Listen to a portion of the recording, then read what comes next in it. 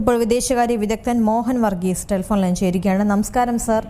കഴിഞ്ഞ ദിവസങ്ങളൊക്കെ നമ്മൾ സംസാരിച്ചപ്പോഴൊക്കെ ഒരു സമാധാനത്തിലേക്ക് പോകും എന്നുള്ളൊരു പ്രതീക്ഷയൊക്കെ ഉണ്ടായിരുന്നു. പക്ഷേ കഴിഞ്ഞ ദിവസം മുതൽ അങ്ങനെയല്ല സാഹചര്യം. വീണ്ടും ഈ ആദ്യ സമയത്തെ യുദ്ധത്തിന്റെ സാഹചര്യത്തിലേക്ക് തന്നെ വീണ്ടും പോകുന്നതായി വേണോ നമ്മൾ ഇതിനെ മനസ്സിലാക്കാൻ? ഒപ്പം തന്നെ ഹോർമുസ് അടച്ചു എന്നുള്ളൊരു പ്രഖ്യാപനം കൂടി ഇറാന്റെ ഭാഗത്തുനിന്ന് വരുന്നുണ്ട്.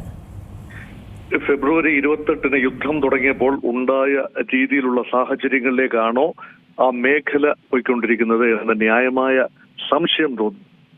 ഹോർമൂസ് കടലിടുക്ക് അടച്ചു എന്ന് പറയുമ്പോൾ അടഞ്ഞു തന്നെ കിടക്കുകയായിരുന്നു. 2 ഉപരോധങ്ങൾ, ഇറാന്റെ ഉപരോധം, അതേപോലെ തന്നെ അമേരിക്ക ഇറാന് നേരെ നടത്തിയ നാവിക ഉപരോധം. ഈ 2 ഉപരോധം കാരണം പ്രാക്ടിക്കലി ഹോർമൂസ് കടലിടുക്ക് നാവിഗബിൾ അല്ലായിരുന്നു. ഏതാനും കപ്പലുകൾ ഉപരോധം ഭേദിച്ചുകൊണ്ട് അങ്ങോട്ടും ഇങ്ങോട്ടും പോയിക്കൊണ്ടിരുന്നു എന്നത് വിസ്മരിക്കുന്നതുമില്ല. ഇപ്പോൾ പൂർണ്ണമായി ഇറാൻ ഹോർമൂസ് അടച്ചിരിക്കുന്നു എന്നതാണ് വാർത്തകൾ. പക്ഷെ അതിനിടയിൽ വരുന്ന വാർത്തകൾ ഇറാന്റെ ഭാഗത്തുനിന്ന് തന്നെ ചില സ്ഥിരീകരിക്കാത്ത റിപ്പോർട്ടുകൾ അനുസരിച്ച് കൊമേഴ്ഷ്യൽ കപ്പലുകൾക്ക് കടന്നു പോകാവുന്ന രീതിയിൽ തന്നെയാണ് ഇറാന്റെ അനുവാദത്തോടു കൂടി കടന്നു പോകാം എന്ന രീതിയിലുള്ള വിരുദ്ധമായ റിപ്പോർട്ടുകളും ഇപ്പോൾ വരുന്നു. അതിന് സ്ഥിരീകരണമില്ല എന്നത് പ്രത്യേകമായി ഓർപ്പിക്കേണ്ടതാണ്. ഇതുപോലെ തന്നെ ഇവിടെ സംഭവിച്ചത് എന്താണ്? ഒരു അപ്പാഷെ ഹെലികോപ്റ്റർ ഇമ്മീഡിയറ്റ് പ്രൊവോക്കേഷൻ, എന്ത് യുദ്ധത്തിനും എന്ത് പ്രകോപനത്തിനും എന്ത് എസ്കലേഷനും പിന്നിൽ ഇമ്മീഡിയറ്റ് കോസ്റ്റ് ഉണ്ട്, ലോങ് ടേം കോസ്റ്റുമുണ്ട്. ലോങ് ടേം കോസ്റ്റ് നമുക്കറിയാം. ഇറാന്റെ ആണവ നിരായുധീകരണം, സമാനമായ മറ്റു കാര്യങ്ങൾ, അമേരിക്കയുടെ ഇസ്രായേലിന്റെ നീക്കങ്ങൾ, മധ്യപൗരസ്ത്യ പ്രദേശത്ത് പ്രത്യേകിച്ച് ലെബനനെതിരെയുള്ള നീക്കങ്ങൾ, ഹിസ്ബുള്ളയ്ക്കെതിരെയുള്ള ആക്രമണം, ഇതെല്ലാം തന്നെ അടിസ്ഥാന വിഷയങ്ങളാണ്. പലസ്തീൻ കോസ് ഏറ്റവും റൂട്ട് കോസായി നിൽക്കുന്നു. പക്ഷെ ഇപ്പോൾ ഉണ്ടായ ഈ ഒരു എസ്കലേഷനുള്ള ഇമ്മീഡിയറ്റ് പ്രകോപനം ഒരു അമേരിക്കൻ ഹെലികോപ്റ്റർ, അപ്പാഷെ സീരീസിലുള്ള ഒരു ഹെലികോപ്റ്റർ താഴെ വീണു എന്നതാണ്. അത് വെടിവെച്ചിട്ടതാണോ, മിസൈൽ ഏറ്റതാണോ, അതോ ഇറാന്റെ ഒരു ഡ്രോൺ അതുമായി കൊളൈഡ് ചെയ്തതാണോ എന്നതിനെ കുറിച്ച് വ്യത്യസ്തമായ അഭിപ്രായങ്ങളുണ്ട്. എന്തായാലും 2 US പൈലറ്റുകൾ കടലിൽ പോവുകയും അവരെ ഒരു ഒരു ഡ്രോൺ ബോട്ട് രക്ഷപ്പെടുത്തുകയൊക്കെ ചെയ്യുന്നത് കഴിഞ്ഞ ദിവസം വാർത്തയായതാണ്. അതിനുള്ള ഒരു തിരിച്ചടി എന്ന നിലയിലാണ് ഇപ്പോൾ ശക്തമായ ആക്രമണം ഇറാന്റെ തെക്കൻ ഭാഗമാണ് ഹോർമൂസിനോട് അഭിമുഖമായി നിൽക്കുന്ന, പേർഷ്യൻ ഗൾഫിനോട് അഭിമുഖമായി നിൽക്കുന്ന മിക്കവാറും എല്ലാ നഗരങ്ങളിലും അമേരിക്കൻ ആക്രമണം ഉണ്ടായി. ചെറുതും വലുതുമായ ആക്രമണം ഉണ്ടായി. 49 ടോംഹോക്ക് മിസൈലുകൾ ഉപയോഗിക്കപ്പെട്ടതായി അമേരിക്കൻ പ്രസിഡന്റിന്റെ ഭാഗത്തു നിന്ന്, ട്രംപിന്റെ ഭാഗത്തു നിന്ന് തന്നെ പ്രസ്താവനകൾ വരുന്നു. വെസ്റ്റേൺ ടെഹ്റാൻ ആക്രമിക്കപ്പെട്ടു. അത് വളരെ അകലെ കിടക്കുന്ന സ്ഥലമാണ് ടെഹ്റാൻ. അതുപോലെ ഫാർസ് പ്രോവിൻസ് ആക്രമണ വിധേയമായിരിക്കുന്നു. ബന്ദർ അബ്ബാസ് വളരെ തെക്കുള്ള പേർഷ്യൻ ഗൾഫിന് അഭിമുഖമായ പ്രദേശമാണ്. അതുപോലെ ഖെഷം ഐലൻഡ്, ഈ ഖെഷം ഐലൻഡ് വളരെ ഏറെ ആഴ്ചകളായി വാർത്തകളിൽ ഉള്ള ഒരു സ്ഥലവുമാണ്. അതായത് പേർഷ്യൻ ഗൾഫിന് ഉള്ളിൽ ഹോർമൂസിനകത്തേക്ക് നിൽക്കുന്ന ഒരു ദീർഘമായ ഐലൻഡാണ്. ഇറാന്റെ കൈവശമുള്ള ഏറ്റവും വലിയ ഐലൻഡാണ് ഖെഷം ഐലൻഡ്. അതുപോലെ കിഷ് എന്ന പ്രദേശം, മിനാബ്, ആ പ്രദേശത്താണ് ഒരു സ്കൂളിൽ അമേരിക്കൻ മിസൈൽ വീണ് ആക്സിഡന്റലി കുട്ടികൾ മരണപ്പെട്ട ഒരു സ്ഥലമാണ് മിനാബ്. അതുപോലെ ഇസ്ഫഹാൻ, ആണവ നിലയമുള്ള ഇസ്ഫഹാൻ, ഇവിടെ എല്ലാം തന്നെ അമേരിക്കൻ ആക്രമണം ഉണ്ടായി കഴിഞ്ഞ 24 മണിക്കൂറിനുള്ളിൽ. ഇതിന് പ്രത്യാക്രമണം എന്ന നിലയിൽ ഗൾഫിലെ അമേരിക്കൻ 5ാം കപ്പൽപ്പടയുടെ ആസ്ഥാനമായ ബഹ്റിൻ വീണ്ടും ആക്രമിക്കപ്പെട്ടു. ബഹ്റിൻ ഇപ്പോൾ എനിക്ക് തോന്നുന്നു കഴിഞ്ഞ 4 ദിവസമായി 4ാം തവണയാണ് ബഹ്റിനിലേക്ക് ആക്രമണം നടക്കുന്നത്. അതേപോലെ കുവൈറ്റിലേക്കും ആക്രമണം നടന്നു. 2 വേവ്സ് ഓഫ് ഓപ്പറേഷൻ ഇറാന്റെ ഭാഗത്തു നിന്ന് നടന്നു എന്ന രീതിയിലാണ് IRGCയുടെ ഭാഗത്തു നിന്ന് വരുന്ന റിപ്പോർട്ടുകൾ. അതുകൊണ്ട് 18 US ബേസുകൾ ആക്രമണ വിധേയമായി എന്നാണ് ഇറാൻ ഇപ്പോൾ IRGC ഭാഗത്ത് നിന്ന് സ്ഥിരീകരിക്കുന്നത്. അപ്പോൾ അതിന്റെ തോതും പ്രൊപ്പോർഷനറ്റ്ലി ഹൈ തോതാണ്. അവിടെ എല്ലാം തന്നെ കാണുന്ന ഒരു കോമൺ പ്രവണതയുണ്ട്. സമാധാനം ചർച്ചകൾ ആരും പൂർണ്ണമായി റൂൾ ഔട്ട് ചെയ്യുന്നില്ല. ഇറാനും അമേരിക്കയും സമാധാന ചർച്ചകൾ പൂർണ്ണമായി റൂൾ ഔട്ട് ചെയ്യുന്നില്ല. പക്ഷെ അതേസമയം തന്നെ യുദ്ധം 2 ഭാഗത്തും ആക്രമണവും പ്രത്യാക്രമണവും നടക്കുന്നു എന്ന് പറയുമ്പോൾ എസ്കലേഷൻ മോഡിൽ തന്നെയാണ്. ഇതിനിടയിലാണ് ഒരു ഇന്ത്യൻ കപ്പൽ ആക്രമിക്കപ്പെടുന്നത്. ഇന്ത്യൻ കപ്പൽ എന്ന് പറയാൻ സാധിക്കില്ല. ഒരു ഇന്ത്യൻ നാവികർ, 24 ഇന്ത്യൻ നാവികരുള്ള ഒരു കപ്പൽ ഒമാൻ തീരത്ത് വെച്ച് ആക്രമിക്കപ്പെടുകയാണ്. അത് ആരാണ് ആക്രമിച്ചത് എന്നതിനെ കുറിച്ച് കൺഫ്യൂഷൻ ഉണ്ടെങ്കിൽ പോലും അമേരിക്കയുടെ നാവിക ഉപരോധം മറികടന്നുകൊണ്ട് ഇറാൻ ലക്ഷ്യമാക്കി പോയ കപ്പൽ എന്ന നിലയിലാണ് അത് ആക്രമിക്കപ്പെട്ടതും എഞ്ചിൻ റൂമിന് നേരെ ആക്രമണം നടന്നതും. ഈ 21 നാവികരെ രക്ഷപ്പെടുത്തുകയും 3 നാവികരെ ഇപ്പോഴും കാണാൻ ഇല്ലാതിരിക്കുന്നു. അപ്പൊ ഇന്റർനാഷണൽ മാരിടൈം ഓർഗനൈസേഷൻ അതിശക്തമായി കണ്ടം ചെയ്തിരിക്കുകയാണ്.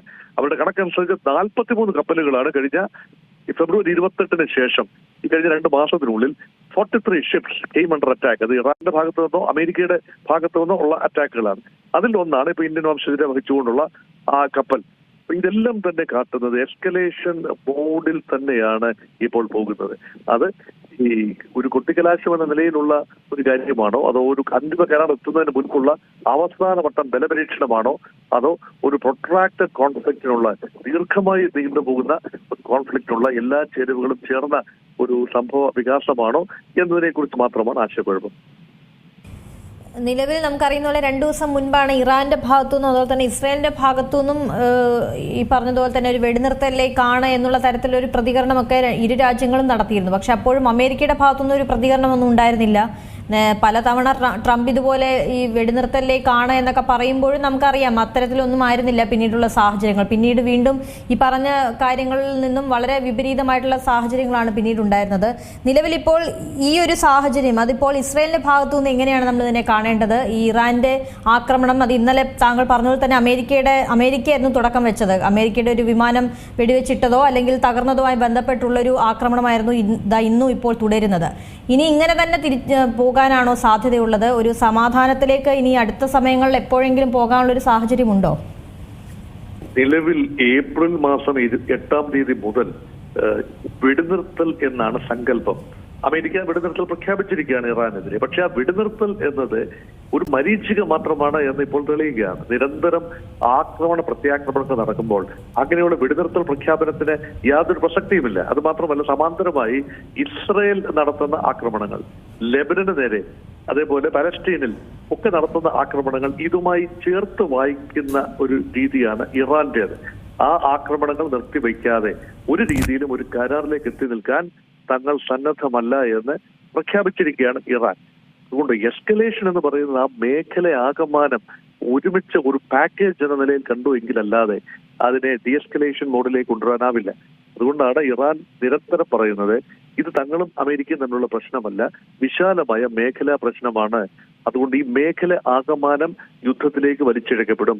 അതുകൊണ്ട് ഇപ്പോൾ തന്നെ നിലവിൽ 10-ലധികം രാജ്യങ്ങൾ ആക്രമണ വിധേയമായി.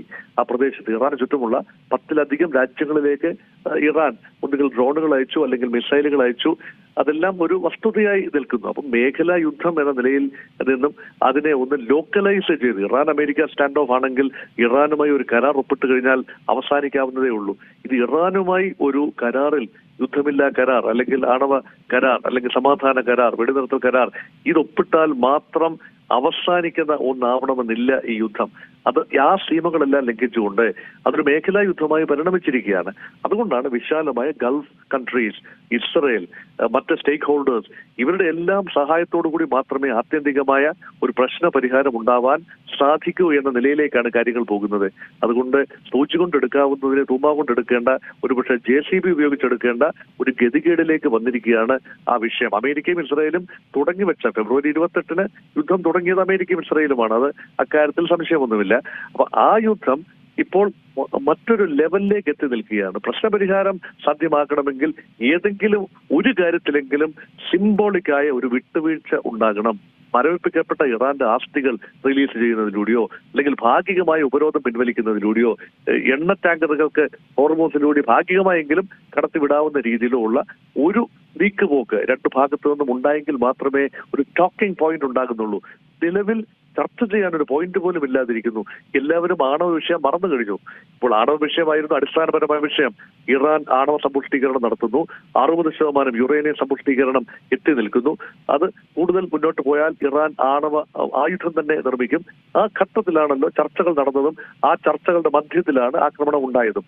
അതുകൊണ്ട് ചർച്ചകൾക്ക് പോലും പ്രസക്തി ഇല്ലാതെ വരുന്നത് ചർച്ചകളുടെ മധ്യേ ആക്രമണം എന്ന അമേരിക്കൻ നയം അത് സ്വീകാര്യമല്ല എന്ന് ഇറാൻ പറയുമ്പോൾ ഇപ്പോൾ നടക്കുന്ന ചർച്ചകളും എത്രത്തോളം ഇറാൻ വിശ്വസിക്കും, അല്ലെങ്കിൽ അമേരിക്കയുടെ ഓഫേഴ്സിനെ ഇറാൻ എത്ര വിശ്വസിക്കും, ഇറാൻ പറയുന്നതിനെ അമേരിക്ക എത്ര വിശ്വസിക്കും, പരസ്പര വിശ്വാസത്തിന്റെ തകർച്ചയാണ് കാണുന്നത്. ഈ ആക്രമണങ്ങൾ ഇപ്പോൾ നിലവിൽ നമ്മൾ സംസാരിച്ചുകൊണ്ടിരിക്കുന്ന ആക്രമണങ്ങൾ ഈ മനസ്സുകളെ കൂടുതൽ അകത്തി നിർത്തുന്ന ഒരു കാര്യമാണ് ഇപ്പോൾ കണ്ടുകൊണ്ടിരിക്കുന്നത്. അതുകൊണ്ട് സമാധാനം മരീചികയായി തുടരുകയാണ്. ശരി, വളരെ നന്ദി ശ്രീ മോഹൻ വർഗീസ്. ഏറ്റവും പുതിയ വാർത്തകളും വിശേഷങ്ങളും വിരൽ തുമ്പിലറിയാൻ സീ മലയാളം ന്യൂസ് എല്ലാ ഡിജിറ്റൽ പ്ലാറ്റ്ഫോമുകളിലും ലഭ്യം.